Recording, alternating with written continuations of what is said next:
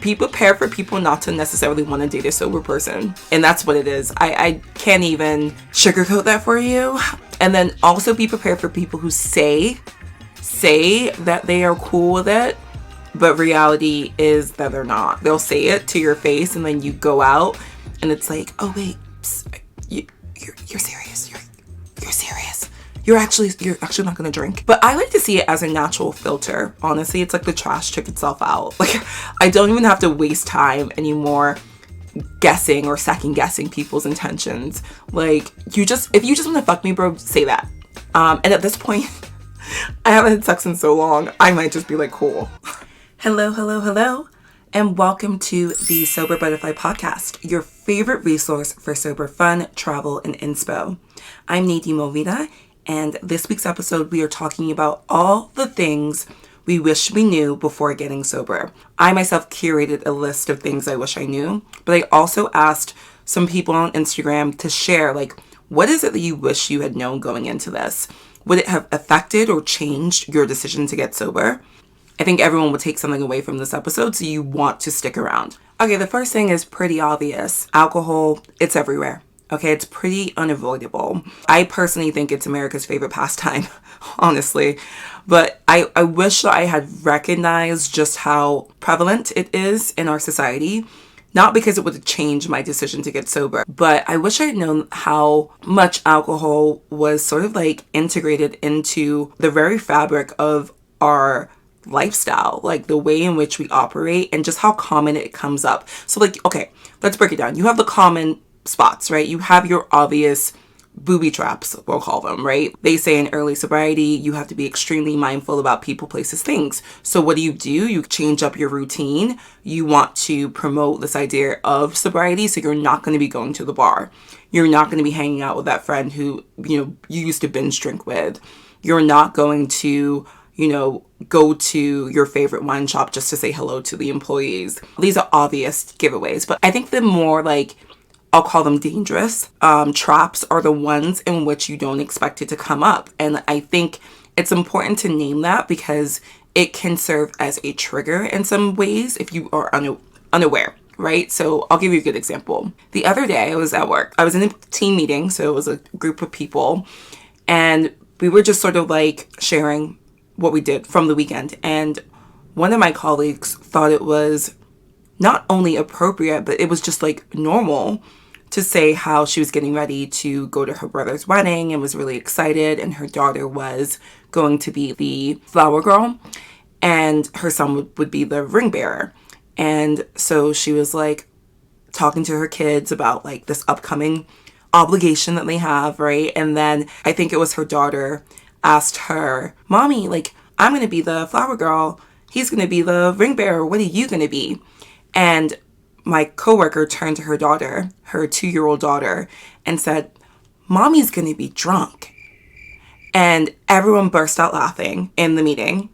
And she said that her daughter, her 2-year-old, and her son, her 4-year-old, thought it was hilarious. And I was just am I hearing that correctly?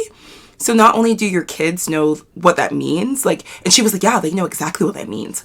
But we thought that was an appropriate work story to share.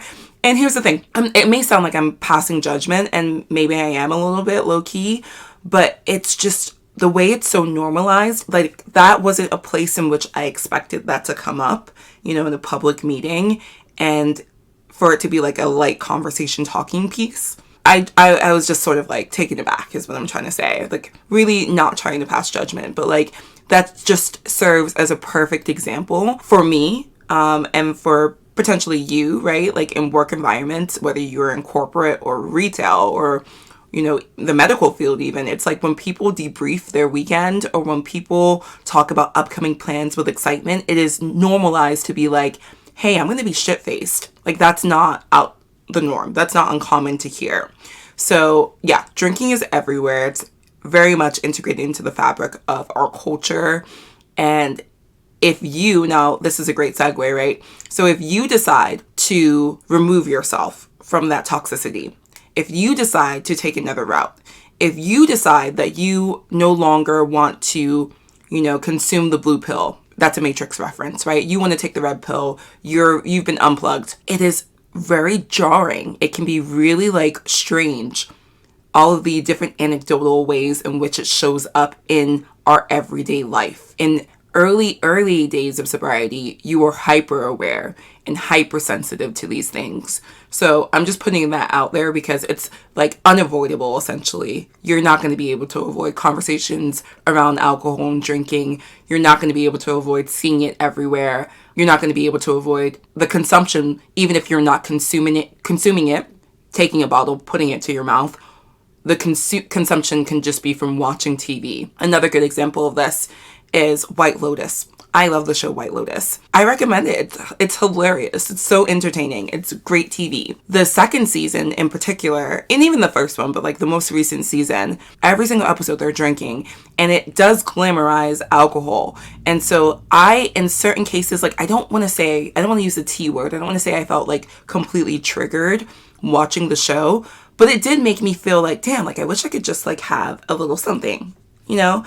Like they're reaching for their glass of Prosecco or whatever, and I'm sipping on my sparkling whatever beverage. And like I said, I'm not romanticizing this idea of drinking again, but it does bring me back to a place in time in which when I would go on vacation, that would very much be the aesthetic I was going for, right? Like I want to be fabulous in Italy with a glass of rosé, but not just a glass, because we know, or if you've been watching or listening to the show, you know by now that I don't know how to moderate. So it would be several glasses, several bottles of whatever. Next thing you know, I'm blackout poolside. So I just want to name that because, you know, I think the more knowledge you have, the more power you have. And it's just something I wish I had known going into my sobriety. And in talking to other people, they also admit and say like, yeah, it's just comes up everywhere, and you get to a certain point in time where you recognize that like it's not bothersome to you. It's almost like sad. I'm just gonna be honest. Like it can be a little sad. And I think that's a good reference back to like my colleague's example. Like I'm really not judging her or her, you know, parenting. I'm not a parent. But it is a little sad for me that like a 2-year-old already knows that mommy's going to be drunk, and like that's something that she accepts and finds funny because mommy's laughing about it, and apparently everyone else in the meeting was laughing too, and I'm the only one that's like, that's weird, that's not funny. The second thing that I wish I had known going into my sobriety is related to relationships with others. If you're sober, you've heard this, you will lose friends in sobriety. And I don't know if it's just because those friends are people who cannot accept and embrace this new version of you, this sober 2.0 version. I'm not sure if it's because it may place a strain on the relationship, because if that was like your drinking buddy, or if the only common denominator you and that person had was really like getting fucked up together, then it's a mirror. I think it serves as almost like a mirror, right? Like I'm projecting, whether it's intentional or not. It's like, oh, well, if she's not drinking and that was my drinking buddy, what does that mean for me? And so people personalize that experience for themselves. You know, there's a whole host of why relationships deteriorate after you become sober. Maybe you were in an abusive relationship, whether that be romantic or platonic, but you were just in a situation that was toxic. And then once you've removed the toxic substance, you recognized that you deserved different or better, or the person envies you because you've chosen to take the high road. I don't want to spend too much time psychoanalyzing why relationships fall apart, but I bring up this point about relationships changing, not just to echo all of the things we already know, but how can I put this? I'm a pretty impatient person. I'm a pretty black and white thinker. To break that down for you, my patience was thin with other people. I did not want to waste time explaining my sobriety too much to people. And this is also the black and white thinking in me. I'm like, you're either with me, like you're on my team, or you're not. And if you're not, kindly go kick rocks. Like that was, and somewhat still is, my mentality when it comes to personal matters and serious matters like my sobriety. But I bring this up because like that clearly could be a divide, right? Like going back to my first point here, which is just like, okay, you lose friends. Okay, I'm very good about washing my hands clean to people. too good at it. Snip, snip, bye-bye. But I don't think I necessarily think it through. So that's the impulsivity coming out, right? And then I won't say necessarily I regret it, because I think people come into your life for reasons, seasons. But like, I think sometimes I could give people more grace. So going with this theme, right? The point I'm trying to make here is give people a grace period. It can be not just a huge change and life shift for you, but also for those around you. I was hypersensitive. I wanted everyone to just celebrate my sobriety. And I do think that's what good friends and good people do in your life. They celebrate your victories. And I think getting sober is a victory. But going back to this idea that like people personalize sometimes the experience, and it can be a grieving period for them, not just for you. So I definitely grieved alcohol. Like that was like, I see it as a toxic ex, right? Like I was in a really bad relationship for way too long, for many, many years with this substance. And so when I had to finally sever ties, it was a grieving period. And I gave myself that grace, and I gave myself that space to grieve. I think it's fair to extend that same energy and courtesy to those around you who want to be there for you, who want to still be friends, still have that relationship with you, but may not know how to operate, may not know how to proceed, may not know how to be a good friend to you because of their own inner workings, or because you've switched up. If anything, like they're still the same. You're the one that's different. You're the one that's embarking on this new journey. And so they may want to come along for the ride, but they just may not know how to actually hop on the train. I'm going to go with this analogy. Also, a train went by. You may not have heard that. Something I wish I had known is relationships will change. Some of them change because they just deteriorate and it's not worth salvaging. But also recognizing that relationships need time and they go through seasons, and not everything needs to be a complete loss or write-off, which I'm guilty of. And maybe this is more a me thing. If you've experienced something similar, I don't like to ever use the word regret, but you know, I have some things that I wish I would have done differently in terms of like how I maneuvered in relationships because of my sobriety, right? Like I think just in the beginning, when you're sober, no matter the reason for getting sober, it's just a sensitive time for you because you no longer have alcohol as your coping mechanism. If I was pissed at someone, for example, not even pissed, you know, like sometimes you just like feel like the relationship is just weird. It's not like where it was, or there's just energy that's off. I would just drink about it. Like I wouldn't like take the time to speak on it.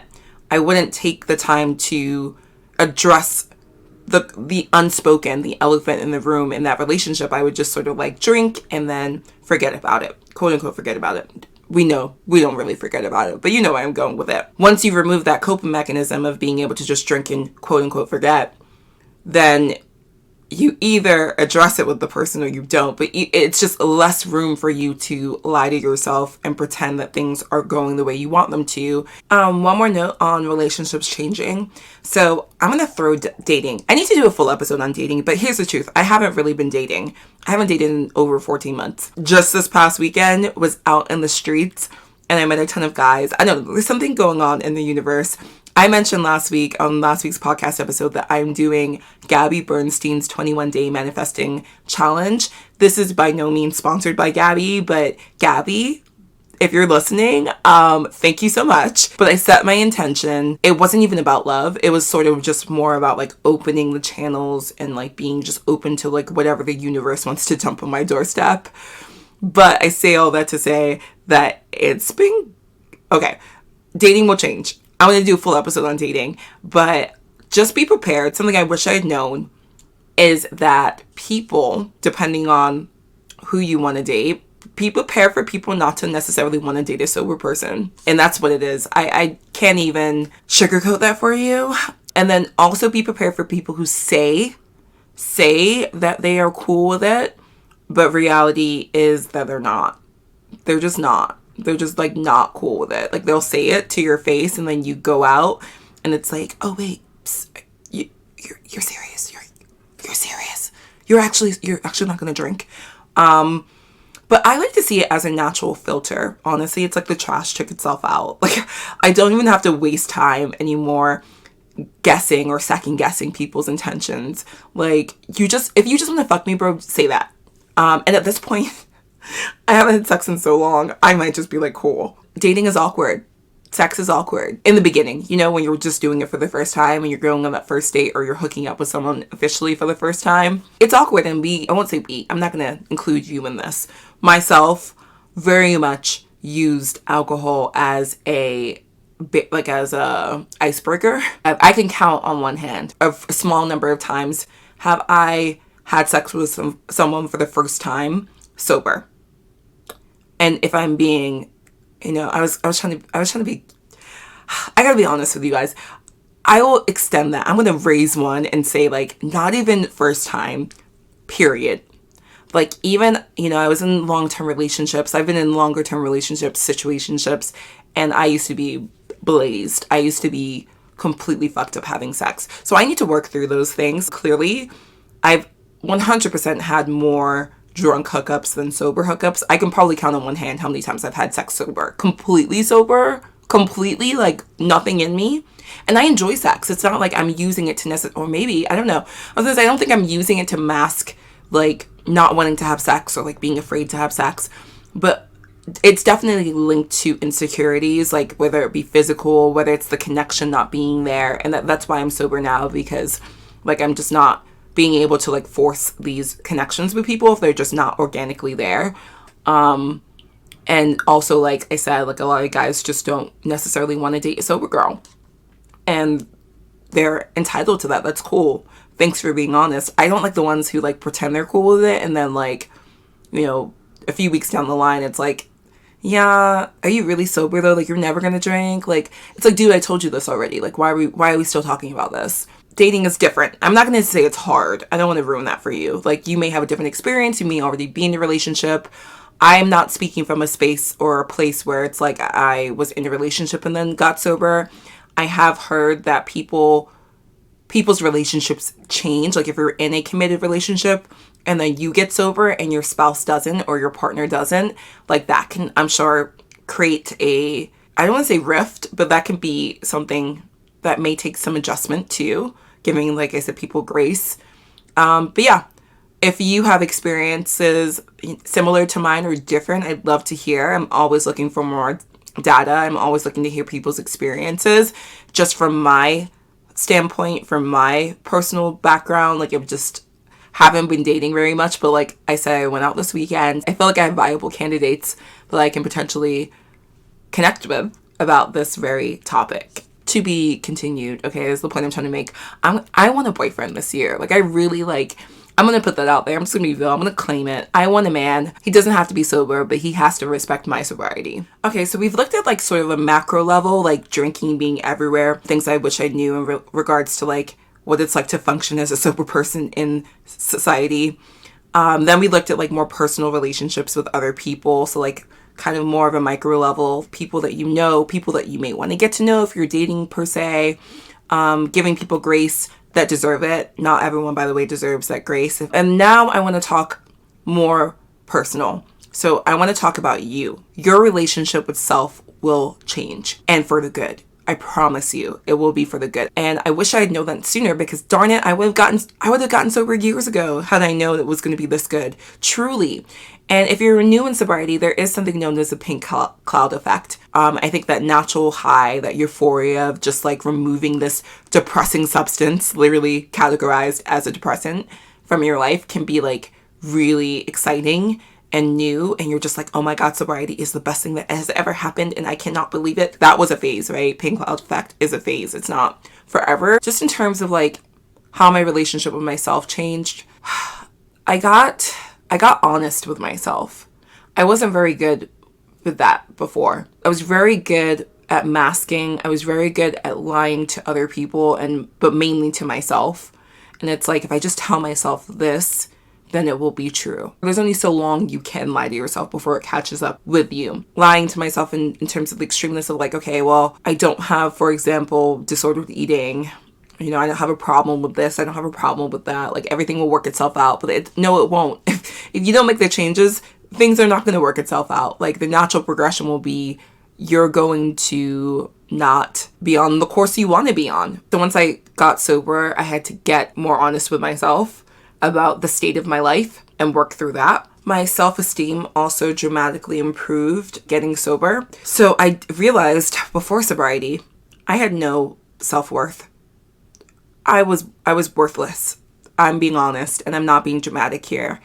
I did not believe that I deserved true love, and I certainly did not truly love myself. I think I've said this before, I'll say it again.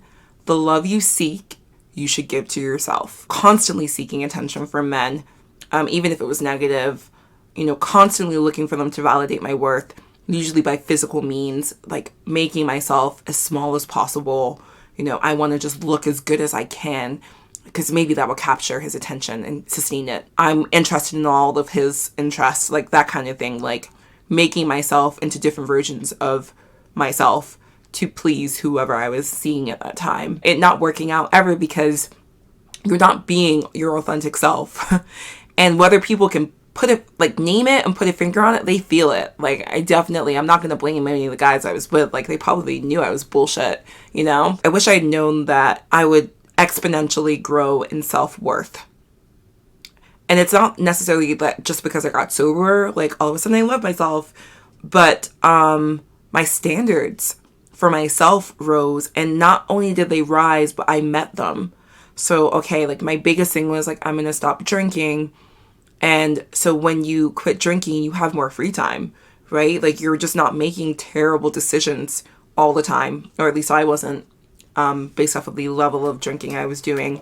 So I had more time to devote and invest into things that would actually bring me a return. Like this podcast, for example. Never would have done this if I was still drinking. We hear of all of these physical advantages to sobriety, clearer skin, maybe weight loss, blah, blah, blah. Yeah, that's great. That does also help with your self-confidence.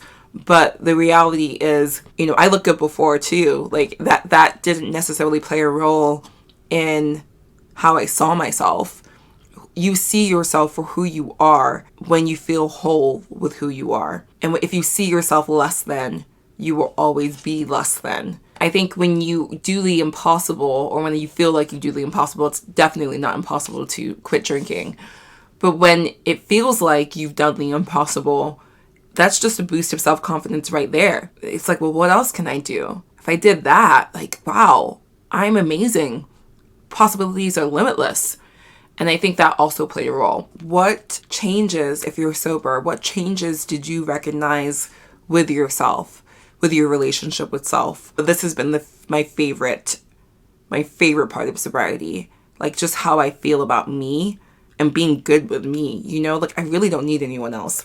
Like I'm a social person, like yeah, I'll hang out with people, but like I'm good with me. I'm cool just like hanging out on a Friday night on my couch or in bed watching a movie. I really don't need to seek validation from external forces anymore. I was doing a lot of those types of things out of insecurity, going out, spending money I didn't have to buy a new outfit, and then Uber here and Uber there and buy the bar and go to dinners, elaborate dinners I couldn't afford, and like all the things, like, none of that stuff gave me any real joy. And certainly not waking up in a place I didn't intend to because I got too faded, like that was just, it's like such a perpetual cycle. And I'm so thankful that I no longer have to do that. Your relationship with self will change for the better. I promise. Okay, there you have it. Those are the things I wish I knew before getting sober. And like I said, I hope I didn't scare you. I mean, all of that is just like a culmination of things that I've experienced. Once again, it is not an exhaustive list, but in talking to other people, I know they've had similar awakenings or experiences. Wanted to be honest, wanted to share. I hope you enjoyed this week's episode. If you have any questions or suggestions, or if you want to come on the show even, like I always say this and people never hit me up about this. I mean it. If you are an avid listener and you want to just chit chat, come on the show. I'd love to have you. I reach out to certain people, and I'm actually going to have a woman who founded an amazing Black-owned alcohol-free wine and spirit company called Wine Not. She's incredible. Her name is Ashley. I'll have her on next week. I'm excited to bring that episode to you guys. But yeah, going back to the point I was making, if you want to come on the show, like, by all means, don't feel like you have to have 1 million followers. You can come on. I'm always happy to just talk to people who are sober or sober curious. Don't forget, I have a YouTube channel, so make sure you subscribe to that. New episodes drop every Tuesday. I love you guys so much, and have a great week. Bye.